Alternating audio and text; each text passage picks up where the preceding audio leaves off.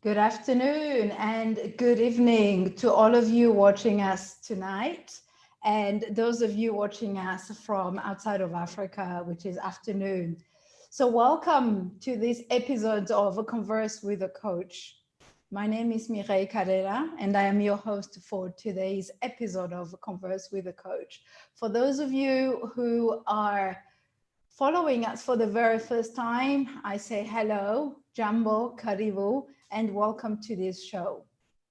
I am a coach, I'm a CEO, I'm a businesswoman, and above all, I'm a dreamer.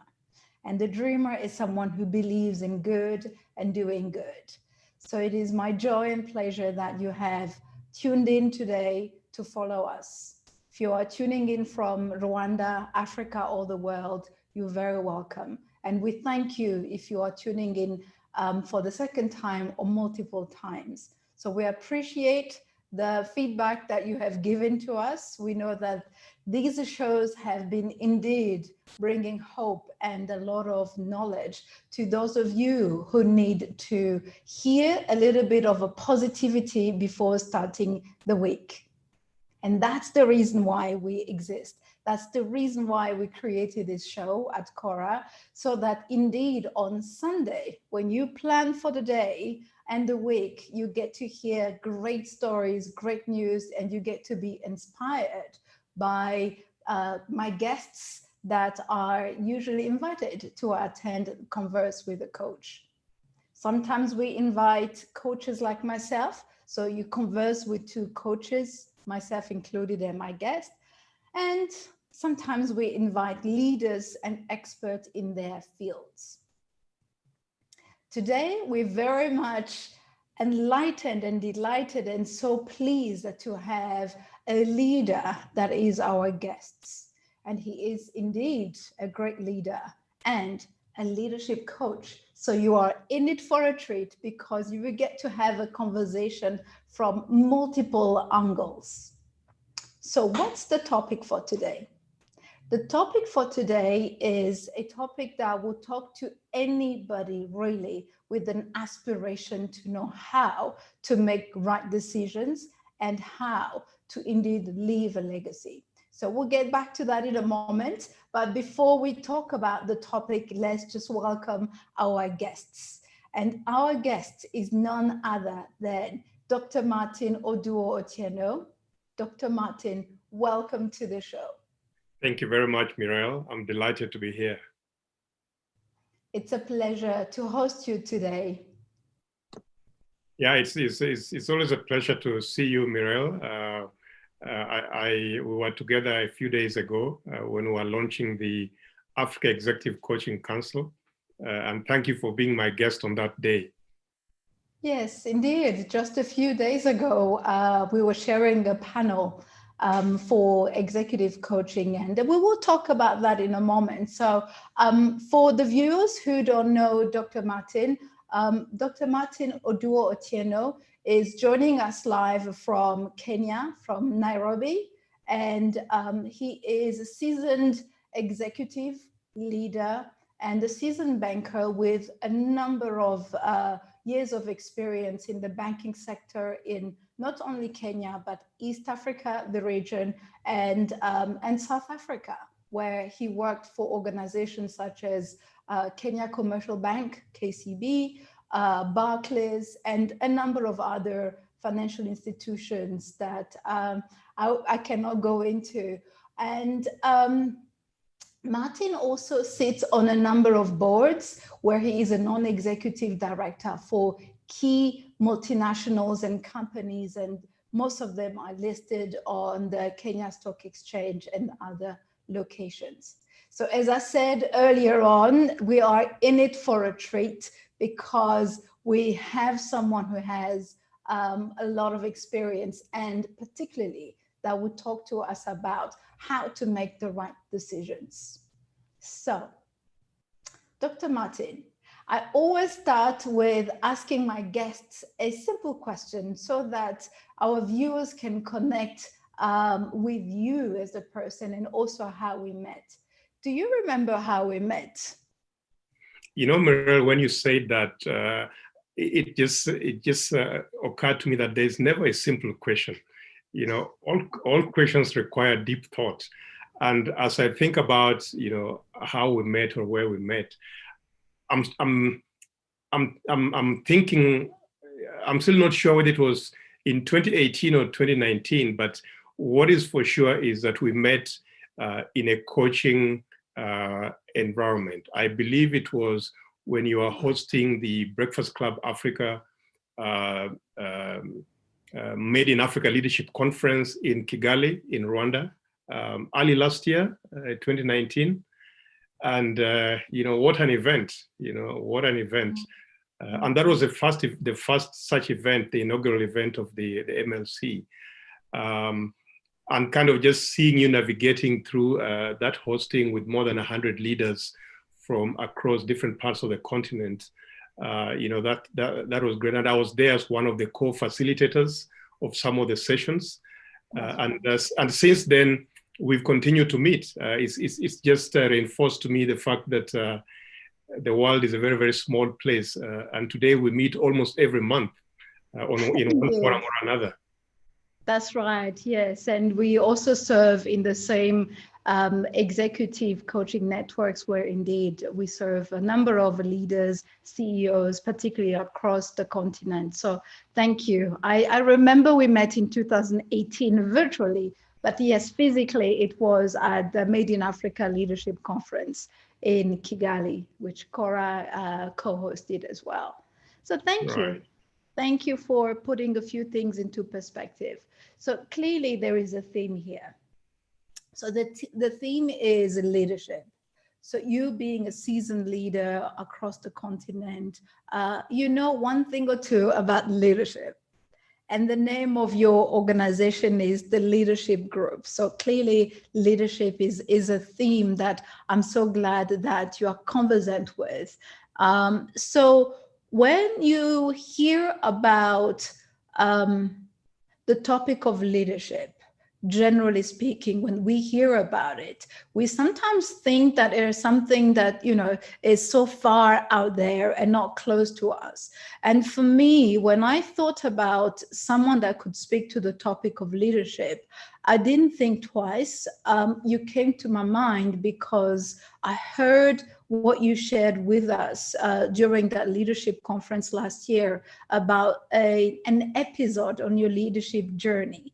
And I thought that you are absolutely the right person to invite when it comes to making the right decisions that leave a legacy and a long-lasting impact in people's lives, organizations, regions, etc.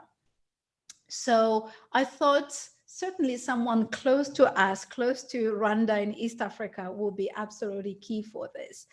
I heard a story that you shared on a panel in your previous role as a CEO for, the Kenya Commercial Bank and KCB, on how in such a short period of time, you took the opportunity to make the right decision and expand. I would like for you to sort of give us a picture and talk about, what we are referring to, but so that the viewers have a scene to start with. Can you go and share with us the story? Yeah, I will share that story, Mireille, but maybe before I share that story, let me just speak a little bit about myself and my journey. Sure, right? Your journey, go ahead. Kind of my leadership journey, because that might put that in perspective. Right. So my leadership journey is a cocktail of many things in many places. So I have worked in the public sector, in government, and I've worked in the private sector. I've spent most of my time in the private sector. I started off life as an accountant and trained with one of the big four firms many years ago. Then I went into industry after just about 3 years, and I spent a fair amount of time with British American Tobacco. Then I moved into banking, where I spent the better part of 18 years or so, split between Barclays, what's now ABSA, and KCB. So I worked both in Kenya and I worked in South Africa for Barclays for a few years as well. In addition to that, I also played quite a big role in my professional life. So in the accountancy profession in Kenya and in East Africa, I was chairman of the Institute of Certified Public Accountants of Kenya. And that is significant because when we talk about leaving legacies, that is probably the first point where I put a marker, because not only was the profession going through a localization at the time, and talking about standards and talking about training of accountants. And in that space, I'm quite proud that I was able to put in place, or with my colleagues, to put together what is now a university, the KCA University, which started off as a Kenya College of Accountancy. And that continues to train leaders and offer degrees today, but it started off as a very small thing, and we can come back to that story later as we talk about legacies. Yeah. And then I came into banking at a time when KCB, which continues to be a leading bank in East Africa, was looking at growing across the region. And I'm very privileged that during the time that I was in KCB as its chief executive officer, the bank made investments across East Africa. We expanded into South Sudan, into Uganda, and into Rwanda, which I will come back to, into Burundi, and also strengthened the business in Tanzania as well as in Kenya. So that is a big part of my leadership journey and my legacy, as it were. But before we even come back to KCB, I did know about the KCA, which is the university. So that's one more thing that, one of the things that truly make me happy to have invited you to share your journey, because those who are viewing, those who are watching us now and later will certainly appreciate the value you bring to the table. Because what I usually want people to glean from, to learn from these Converse with a Coach shows is that they believe that whatever they start doing is something that can grow, that could indeed leave a legacy in whatever field that is. So that additional story is, I love that beautiful surprise. So thank you for taking us back to the beginning. So now we can continue. Yeah, thanks, Mireille. And as you say, I mean, that is one of the really proud moments for me, because starting from a very, very small college with less than 100 students to a university today which has got thousands of students, and which offers lots of degrees, from business degrees to technology degrees and leadership, etc. Mm-hmm. And within that university, just as a marker, there is a big library which bears my name today. So if you come into Nairobi, or if you Google that university, you will see that as one of the lasting points. Although the last time I spoke with them, they were going to pull down that library and put up a much more modern one. So I'm not sure what will happen to that legacy. But I hope they will keep your name on whatever newness. So it sounds to me like, going to Nelson Mandela Square, like a square is named after you. That's a sign of a legacy when your name is on a street or a square or, an airport. Who knows? But just talking about legacies, and before I come back to the Rwanda story, I picked up a quote today on legacy leadership. I think it's from some presentation I made last year, and let me just read it, Mireille. It says, legacies are not the result of wishful thinking. They are the results of determined doing. Mm. The legacy you leave is the life that you lead. We live our lives daily. We live our legacy daily. The people you see, the decisions you make, and the actions you take, they are what tell your story. Wow. End of quote. End of quote. That was beautiful. So it's not about thoughts, it's about action, it's about doing. And today I was speaking to a leader who said something that is powerful. She said, you live to live a legacy. You exist to leave a legacy. So really it's just spot on. Absolutely. So let me come to my Rwanda story then. So as I mentioned, when I was at the bank on this journey, which was part of the vision and the strategy of this institution, and I'm pleased that 8 years after I left the institution, it still continues to grow. But on this particular occasion, way back in 2008, I was invited to an investment conference in Kigali. Mm-hmm. And I came in, and it was happening at the Serena, which was perhaps the hotel and conference venue in those days. And it was a big conference, and therefore His Excellency President Kagame was chief guest, and lots of ministers and government officials were there. So in the morning, so I came in the previous night. In the morning, we were at this conference, and all the big shots are there. And at tea break, and I came in because I was invited to attend a conference. So I sort of just came in with an open mind. Mm-hmm. And at tea break, as we're mingling and asking who are you and where do you come from and what do you do, etc., and why are you here? I mentioned to somebody that, I work for this bank in Kenya, and we're actually thinking of expanding into Rwanda. And said, that's a really, really great idea. So have you met the minister for finance? And I said, no, I haven't. He said, no, let me take you to him. And he held me by the arm, literally, and walked me to this, gentleman, and introduced me. This is Martin. He's from Kenya. He's scouting around for an investment in banking sector. And we spoke for like 2 minutes, and then the minister pulled me, asked me if I'd seen the governor of the central bank, and I said, no, I haven't.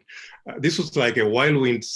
It's like from the movies. And he says, he's standing there, so let's go and see him. So the minister takes me to the governor, of the bank. And the governor, we have this conversation, and tea break is almost ending, and the governor says, are you available this evening at 5 o'clock when the conference ends? Why don't you come to the bank and let's have a conversation? So that evening at 5, I go to Central Bank, to the Bank of Rwanda, and I'm sitting there and we exchange. And he makes a phone call to the chairman of one of the banks, and he says, I've got somebody here who is looking for banks and to invest in, and are you available tomorrow morning? Can you meet him at 8? And 8 in the morning, I meet a bank chairman, and we have a conversation, and he calls up his CEO, and I go into, it was just like out of the movies, and things move so fast. And then that day, the evening, I went to the investment authority, and they gave me the A to Z of investments. And so within a space of 1.5 days, I'd actually, if I was the sole decision maker, I would have set up a bank in 1.5 days. Stretching a little bit. but the point of that story is just how people who are visionary and who are driven and are able to make decisions quickly can transform the world. Right? Absolutely. Transform the world. And so, when I came back, I was really excited and all over the place, bubbly, we can do this, we can do the other. But of course, there are processes to be followed, and, that took us a bit of time, but eventually it was set up. But the point of that story, and when I said it at the conference last year in 2019, a version of that story, I thought I was just kind of telling a story. But when you came back to me and sort of explained to me what the impact of that decision was, I saw tears coming to my eyes. Actually, Mireille, you used such powerful words that I couldn't avoid, just reflecting on those days, those years. But thank you. Wow. That is amazing. So let us unpack this story for viewers who may not, who may just have heard it for the first time. So here we have a leader who is in charge of leading a region, in this case, East Africa. So coming from the headquarters in Kenya, and he's attending a conference without, specifically thinking about, making a decision to open up a whole, bank's branch. But because of asking the right question to the right person at the right time, a decision is accelerated and the events unfold in the way that all information and obviously resources are available there. Now, because the topic is about making the right decision, I think timing is key, asking the right question is key, and also having that mental ability to know when to seize the right opportunity at the right time. That's what I'm hearing from the story. And what truly amazed me is that you not only saw the opportunity, but yes, there were processes. I imagine there's due diligence and the number of things that go through, from the central bank to the organization you represent. But all of that really follows. In psychology, they say that success is 80% of your attitude, your mindset, your psychology, and 20% of, processes and logistics. And that's exactly what happened. The decision was made right then and there.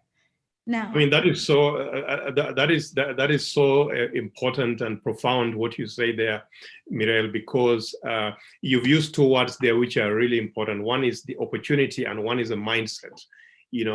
Because we do have in our everyday life, we do come across a lot of opportunities. Some of them we come across, some of them we create. But having that mindset as a leader to be able to latch onto that.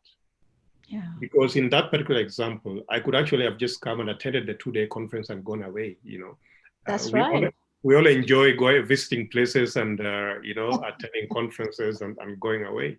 But actually being deliberate, having come in and having seen what was being put on the table, and then seizing this opportunity of networking at this tea break, and then subsequently at lunch break, et cetera, and just your mind then goes working. Okay, so that's the opportunity. So what do I do with it? So what do I need? Who do I need to see, etc. And I'm already thinking about going back home and sort of saying, okay, when I go back home, how do I actually position this so that it becomes a success? Because one of the fear points for me here, Mireille, was that as I was putting myself out and meeting all these big people in Rwanda, they were also making up their mind and the impressions about me. So immediately there's this fear factor that I've actually gone around and met very important people here. If nothing happens, when they see me next, what will they be thinking, right? Therefore, there's a selfish angle there as well, which is now that I've put myself out there, I must achieve something. And thank you for being vulnerable and transparent with that, because not many leaders share what truly goes on when they go to big, important conferences that, have key stakeholders such as His Excellency, our president, and the governors and, key stakeholders. So I appreciate your transparency. Now, so which year was it? Could you remember? This is 2008. 2008. Right. So now we are in 2020. Yeah, so that's 12 years ago. 12 years ago, that's right. And because of that quick wit thinking, you have indeed left a legacy in terms of time. But what truly stuck with me when you shared that story last year is, yes, how one person can transform lives. And by lives, I mean employment. Means creating employment, but also, changing economies. And that's what you've done. The bank is still there. And we know the leaders of the banks, they are great friends and partners. And it employs hundreds of Rwandans, right? Serves thousands of customers. So that, for me, I hope that those who have just tuned in, I can see that some people are tuning in, that you will truly connect with Martin's story with your own area of life. So I see quite a few of you joined. So I'm inviting you to make this conversation interactive and share, your views or questions that you may have for Martin, so that he can help you and we can help you address some of the key decisions that you may need to make that will indeed leave long-lasting legacies. So I usually share that at the beginning of the show, but I was so excited that I missed to share with our viewers that they can interact with us as we're enjoying the conversation.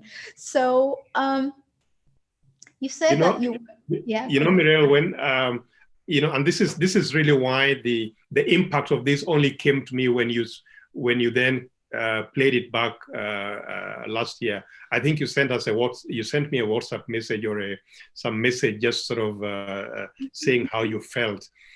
But when you sent that, that is when all my thoughts then came back to me and say, wow, I didn't know that some of these things that you do as part of your life, part of your day-to-day actions, can have profound impact. So when you start talking about, this institution employs so many people, this institution has enabled people to connect in this way, this institution has done this, then you sit back as a leader and say, wow, I didn't know that's what's happening. I thought I was just doing my job, So and that's a good job.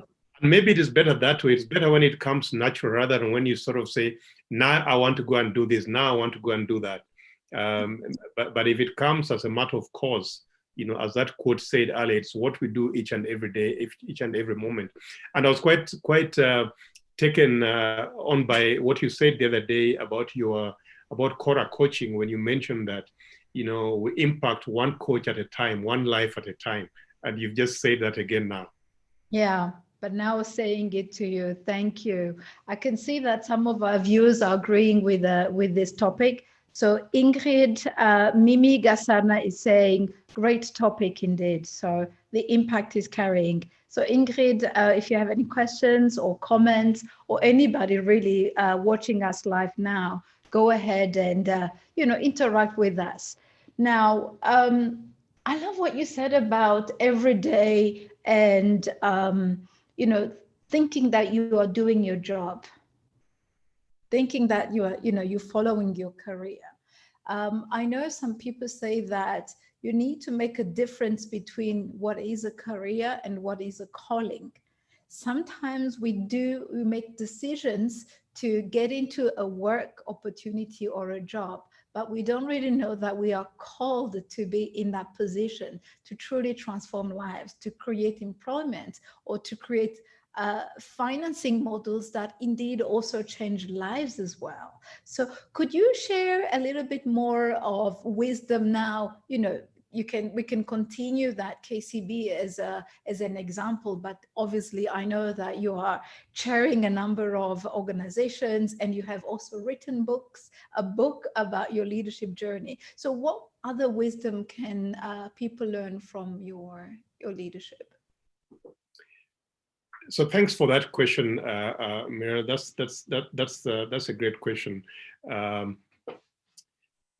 When you talk about leadership, so I moved on from from the banking sector at the end of 2012, and I then went into consulting with one of the big four again up to 2015. Then I left and set up my consulting firm called the Leadership Group. Mm. And what inspired me there was just the thought about the impact of leadership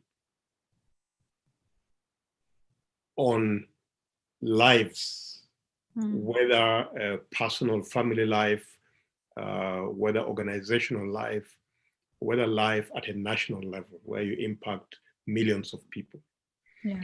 And that if we are going to be successful as a nation, as a continent, as the world, then we must invest more in leadership, in growing the right leadership.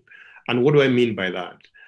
I mean a leadership that inspires people, inspires whether young or old people to be better and to do better, to do more and to be better, a leadership that is not selfish, a leadership that is respectful, a leadership that is visionary. So thinking about the future. And if we just come back to COVID, to the COVID season, the last 6 months, 7 months, we've all been locked up, because of this dreaded disease that made all of us equal across the world, in a way. And one can take the view of sort of saying, yeah, let's now kind of sit back because of the situation we're in. Mm-hmm. But actually, the more important thing is, what about tomorrow? How do we emerge stronger so that we're able to do better than we did even before that? Mm-hmm. And so for me, Mireille, the important thing here for leadership, and whether we are talking about young people that we are aspiring to do great things, to be their own entrepreneurs, to change lives, to influence lives in a positive way, we need to begin to have that mindset, which sort of says the leader is not just that person you see at the top, of the pyramid, that we are all leaders as we grow up, whether we are in schools, whether we are in our workplaces, whether we have that title, it's not about the title, it's about who we are and what we want to do. And therefore, what do we want to produce as leaders? How do we want to impact people? How do we want to impact lives? And that is something that then drove me to set up the company that I run today, which focuses specifically on leadership development, on corporate governance, on executive coaching, which you and I do together, on strategy, and everything that's around that. Because I believe that that is what is going to make the difference between successful people, organizations, nations, and those who are less successful. Yeah. I like what you are sharing because it's so profound and wise, and particularly focusing on the young people, the aspiring leaders. As I alluded to earlier on and on our social media, one of the burning issues that have always been with me is the fact that we look up to leaders far in the West, in America, in Europe, in Asia, etc. But we don't really highlight those leaders that we see every day as exemplary leaders, as people who truly make a difference. And you talking about the aspiring leaders, the youth and the young people, it certainly resonates with my current journey, particularly during COVID, and I'm sure post-COVID. I've been sharing on a number of platforms, the alarmingly large size of African youth that truly needs to see more of you, people like you, people like me that have dared to make the right decisions and really just say, yes, I'll start something, I'll do something. And I love what you said, that it's just every day, you have to be intentional. And sometimes you don't realize that you're making an impact until someone says it to you. And I'll give you a quick example. I think it was late last year and early this year where I got two separate small messages, one in my LinkedIn inbox and another in my Facebook Messenger inbox from two different students. One on LinkedIn was a young female Rwandan student, and on Facebook Messenger, a Rwandan male student. So both of them kind of shared a similar message that, speaks to what you were saying. So on LinkedIn, the young lady said to me something that, to your point, I teared up as well. She said to me, thank you very much for your inspirational and motivational posts. I actually come on LinkedIn only to check your posts. Wow. Wow. That day I cried, I was happy, but I didn't realize that what I do out of passion, because I know is what I love doing, can get a human being to literally just log on to a platform to get that positivity in her for the day. And the young man on Facebook said that, I love what you are sharing on Facebook because it counters the news that we see, which is typically, negative. It's about, being informed, but it can get you down. It can get you disempowered. But one person's decision got another person to be empowered. So to your point about leadership, I 100% agree. And I really hope that the viewers will get to understand that their thoughts, their actions, their works do have an impact. So and Mireille, I don't think that, it's not, when we use the word leader and leadership, it sounds like a really big, great thing, right? But I'd like to argue that it's those little things that we do every day which change lives, right? That is leadership, right? Right. It is that little decision that we make, that transforms something. It's that little thing that moves us from one day to the next. It's how we bring people along. It's how we treat people, right? It's how we work with people. It's how we make people feel, right, as we engage with them. For me, that is leadership, Yeah. And so, you may, especially as a young person, they may be sort of saying, a leader is president of a country or a minister for this or a CEO of this. But actually the opportunities, and this is the thing, the opportunities for leadership are immense. I was recently, about a year ago, I was part of a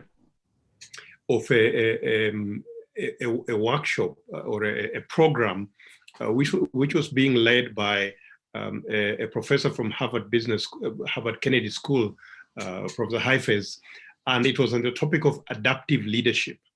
Mm. And so there were about 80 people in the room. That was pre-COVID, so it was face-to-face. And everybody was using the word leader. And the professor challenged, I said, guys, I want you to stop using the word leader. I want you instead to speak about the exercise of leadership. Mm. Because you may be called a leader, but the way that you are exercising that position of leadership is one that says that that title should be taken away from you. Therefore, talk about the exercise of leadership and not necessarily leader. And I found that quite profound. And so I catch myself these days sometimes saying, okay, let's talk about how you are exercising your leadership rather than the fact that you are a leader. I like that. I'm actually, it gives me more to think about and see if I can catch myself saying that as well. You're absolutely right. So I agree. When I think about my own leadership journey, you know, hearing the term leader, I had to ask myself, am I a leader, or do I need to have gone to Harvard or some big fancy university or work for a large organization in a specific position? So we tend to think that leadership is positional rather than intentional or mindset, right? Absolutely. Wonderful. Wow. So I'm seeing more and more people joining, but not commenting or asking questions. I guess they must be captivated by our story. So we talked about, you know, one of the, actually two of the legacies that you made, and your work as a, you know, leadership expert, leadership coach, and also the mindset that needs to change. Let's just come back to making the right decision.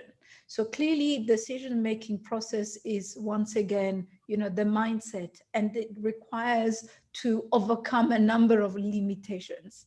And some of the limitations can be self-limiting in the sense that you doubt your capacity, you doubt your capabilities, and you know, you sort of block yourself internally before you even share your intentions and your vision with others. What can you say to us about, you know, what could help viewers about being ready to make the right decision in a quick, agile manner, just like what you did back in Rwanda? So any thoughts on that? So first of all, just to say that, you know, as we discuss leadership, to say that decision making is one of those really fundamental, critical aspects of leadership. If you have leaders or people exercising leadership, but they cannot make decisions, then clearly something is not right there. It's not right because the people with whom they operate are looking to them to make certain decisions. Leadership is about making decisions. Some of these will be very, very tough, difficult type decisions. Some will be easy decisions. There's decisions made on the go. But you know, some of the things that I would put into this, Mireille, is that first of all is the mindset. The mindset that one of the things that I must constantly do is to make decisions. You know, that's why I'm in this role that I'm in, whether as a student or as an employee or as a leader in an organization, in a public sector, etc. The other one I would say is around kind of having that self-confidence in you, right? The self-confidence that, yes, I have a certain body of knowledge which then empowers me to be able to take the right decision or to take a decision. It's also around information, obviously. You know, the use of data, the use of information, the use of everybody around us. I mean, more and more now, people are talking about collaborative decisions. the times are gone when people looked at one individual and sort of expected them to make all the decisions for them. And we've certainly seen it in the last 6 months with COVID, where people who are used to having everybody working around them and calling them around the table and sort of say, go do this, go do this, go do the other. You didn't have that opportunity. And therefore you're relying on people in far-flung areas to help you carry on the mission of your organization. And therefore building elements such as trust, empowering people, collaborating, this collective leadership, those are all things which are now coming to the fore. But also really thinking about decision making in the context of the vision or the overall objectives of what you're trying to achieve, and the impact that is going to have, and who else you need to have around the table. Yeah. So all these items, Mireille, and I'm not saying them in any kind of structured manner in terms of do this and then do that and then do the other, because we can read about that in textbooks. But I'm basically talking about, how do you then become that kind of agile leader in these days, where you can make speedy decisions, you can make them with ease, you can call upon all the resources that you need to enable you make that decision. And resources here, it's not just money, but all the people that you have around you to help you make this decision. And finally, just to say that we should not, as people in these leadership positions, hog that role of decision making. I find that even in that example, when I went back after that conference in Kigali, I brought around the table all my team and sort of said, guys, this is what has happened. Just listen to this story. What do we do next? It wasn't me saying, okay, now we shall do 1, 2, 3, 4. I was saying to them, okay, what do you think we should do next? In this, now that I've painted this picture. And I think that leadership today requires that kind of humility, even as you think about decision making, that you are able to open up this space for people to feed into this decision that is in the best interest of the organization. I 100% agree. And I think, there's quite a lot of misconception about leadership and specifically making decisions. As you were speaking, I was thinking about specific key roles around the world that are kind of difficult to be in right now. I'm thinking about the public sector and also in relation to COVID, where many leaders in the public sectors are required to make huge decisions that will impact nations, industries, etc. So I'm sure that this conversation is very timely because, when it comes to making decisions such as lockdowns, curfews, or closing borders, I don't think that's something that any of us have seen in our lifetime, for countries to close borders with the right thinking in mind, obviously, to protect the health of citizens and the people around the world. But those leaders indeed are aware of the ramifications on, financial economies. So I think that this conversation is really, really timely because oftentimes, during quarantine where I had to be in my home, clearly, I had to think about what would I do if I was the prime minister? What would I do if I was the minister of health? What would I do if I was the chief of the police?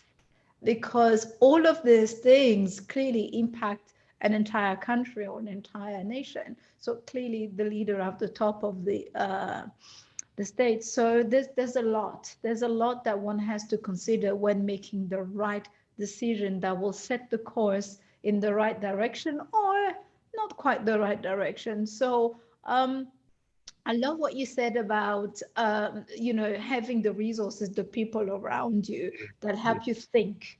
And that's absolutely critical. Having the right advisors, the right counselors, and the right coaches.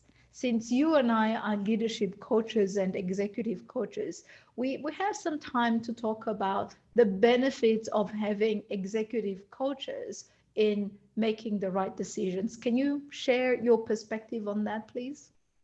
I was just going to acknowledge you, Mireille, for adding the adjective right in front of resources and people, because I'd put it out there as having resources around you and having people around you, but you recall that quite a bit of the time leaders are accused of having the wrong people around them, Yeah. who therefore get them to make the wrong decisions, But here we are talking about a leadership that has got the best interest of their organization, their people at heart, and therefore leadership that is intent on making the right decision, which result in the right impact. So thank you for bringing that word inside there. It makes a whole lot of difference to the discussion. To the extent that I've forgotten the question that you asked me, Mireille. Can you say it again? The question was, actually, I was just piggybacking on what you said about, having the right people around you, the right resources. So I think it was about coaching. It was about how coaching that comes into all this. Because it's right to have a leadership coach that you can, bounce a few things at. So go ahead. I mean, over the last, because I came into the coaching space, I think in 2015. So this is probably around about 5-6 years now of me coming in as a coach in a formal way. So I work a lot with leaders in the space of coaching, and I have come to really appreciate the value of leaders having coaches to walk the journey with them, because as we've discussed, leadership is not a walk in the park. There's this saying that people use, which says it is lonely at the top, and indeed it is. It can be, it can be. But we talked about mindset earlier. If leadership can then adopt a mindset which says, actually, I'm not alone here, right? There's a lot of resources around me that can help me move through what appears to be very, very difficult situations, then it frees up space for them to think in a much more constructive way. But if in the traditional sense of that pyramid of leadership, where the leader doesn't want to be seen to be vulnerable, the leader is a know-it-all, then they don't consult, and therefore it becomes very, very difficult, and you feel the stresses and the pressure of everything being very lonely at the top. And this is where I believe coaching over the years that I've been practicing as a coach, I find it as a really important tool for leaders to enable them think through issues which may be quite difficult, unleash that potential inside them, right? Think through in a very safe space, so if they think, I'm a leader, I don't want to appear to be stupid out there. So come into this safe space, express everything here, and through that, get some solutions in your mind which you can go out and then practice or implement. And so so I would really encourage people. And when I was exercising my leadership, I did not have a formal coach in place, because coaching is a very young concept in our part of the world. But if I were to go back, I would have a coach walking with me all the journey. And I'm sure, although now we talk about legacy and we think that we probably made some of the brightest decisions, I would be able to make much brighter decisions with a coach walking alongside me today. Yeah. Wow. I don't know what your experience is as a coach, Mireille. Yeah, that's beautiful. So what you were saying is that now that you know the value of leadership coaching, executive coaching, you believe that if you had someone to walk that journey with you, the impact, the legacy would have been even bigger. and better. So and I can give you an example, Mireille, just before I forget it. So just one area, and I come across this every day. So stakeholder management.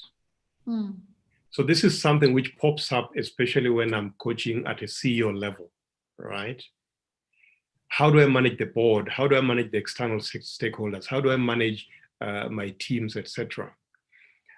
And you see, when you are an executive, you feel that you are competent, you actually know it, and you can do it. You don't think very much about people around, and, which is a point that I was making earlier. And this is one area that executives could really benefit from by associating themselves with coaches.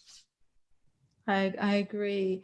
And thank you for sharing those thoughts with us. So as you were speaking about coaching being a new concept in our part of the world, in East Africa or Africa generally, I in my mind's eyes, I went back to the West. I went back to, Europe and America, where, leaders, executives, or anybody really at a certain level, they have had psychologists, industrial psychologists, or your executive coaches for decades and decades. And that's really what has helped them with the mindset, with, being prepared and ready to have the right attitude to govern, to lead, to manage the stress as well. Because when you are stressed, when your head is not right, you can't make the right decision, right? Mm-hmm. So that's what, for me, I think is also adding to that. Absolutely. Excellent. Wonderful. So we've got a few minutes left, and I would like for the viewers to know a little bit more about one of your publications. I know you wrote a book that really talks about your life. If you have it in front of you, you can share a little bit more on that. And I actually do, Mireille. So that's the book. I don't know if you can see it. Yes, I can. You can? Yes, the title is Beyond the Shadows of My Dream. Right. Right. So tell us about the book. So this book was released in, I think it's December or late November 2012. So it's 8 years old, right? It was released just as I was leaving the bank that I worked with at that time. And what I wanted to do in that book was really to capture some of the highlights in my career. So it's a biography. So it's kind of the A to Z of who I am and, my life up to 2012. We are currently looking to publish a second edition in the first half of 2021. So we are gathering some material to update it as well. But it actually talks about, so it's available on Kindle, it's available on Amazon, Beyond the Shadows of My Dream. And it really captures some of the highlights. The chapter that people find most interesting, a chapter of my life in public service, which is really just kind of navigating politics and bureaucracy and leadership in the civil service. But one chapter that I like, and maybe I should just, if I can find it, just read a few things from it, Mireille, assuming we have a bit of time. We have 3 minutes left. Oh, then I may not be able to do that, but I invite people to pick it up and look at the chapter on leadership, because it kind of pulls out a number of kind of my philosophy around leadership and some of the really important things, which talk to, things like values, integrity, things like collaborative leadership, the value of networks, the learning, the leader as somebody who must accept to continuously be learning, building effective teams, inspiration, etc. And it's a chapter that I'd invite people, if they can lay their hands on it, to read that chapter. So that was the inspiration around the book. And I refer to it from time to time because I still think that although it is 8 years old, it's got some nuggets which are going to live forever. Indeed, and you're absolutely right. So, leadership is eternal. It is something that is there forever. I'm actually now amazed and emotional about not only the title of your book, which is, Beyond the Shadows of My Dreams, and that Exactly. really speaks to the theme of today's talk, which is, leaving legacies, leadership legacies.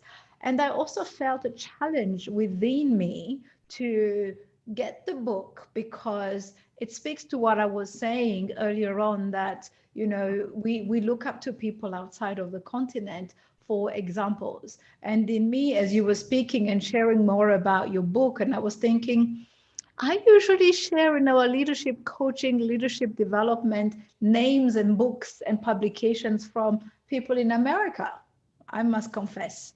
So now my decision is to now make sure that I get the book and read it and see how we can add it to the publications that we can refer to, during our leadership training courses and coaching courses. Thank you Thank for you. sharing. Thanks, Mireille. Finally, I should also just mention that, you could also visit our website, leadershipgroup.co.ke, for some of our programs. And more recently, as we went through the COVID period, we've now, like many people, gone online with online academies. So there is now a Martin Oduor-Otieno Academy.com, where again, you and our viewers can get more information about what we are doing. Because as I've said, in this phase of my life, it's all about creating impact in leadership and growing leaders, so that tomorrow may be better than today and yesterday. That's right. And thank you so much. So now our viewers know how to get hold of you, and they can also connect with you on Twitter, LinkedIn, and your website as well. So I see a Absolutely. comment before we go. I know it's actually right on time. A comment from Ingrid, who's saying that Mr. Otieno's story when he went to Rwanda for the first time 12 years ago is a real inspiration. In fact, a huge example of determination, a super attitude every leader and every person should have. So there you go, Wow. Martin. Wow. Thank you so much. Thank you, Greg. Thank you so much. So allow me to also thank you for your time today, Martin, and also thank the viewers for joining us today. As you know, it's a weekly program. I'm inviting all of you to do two things. One, subscribe to the channel if you have not subscribed to it, so that you can get to see topics and speakers coming up every week. And two, tune in next Sunday. Next Sunday, we'll be speaking to another amazing leader who will talk to us about, we will highlight her as one of the leaders who are impacting women. So next week's topic is highlighting women who invest in women. And I would like for you to join us as Ms. Agnes Samhutu will be speaking to us on that topic. Until then, be safe, have a wonderful week, and do share your comments, questions with us on what you would like to see us cover and who you would like us to invite on the future Sunday shows. Until then, I say goodbye and have a wonderful week. See you next Sunday. Bye, Martin. Bye, Mireille. Thank you so much. Bye, viewers.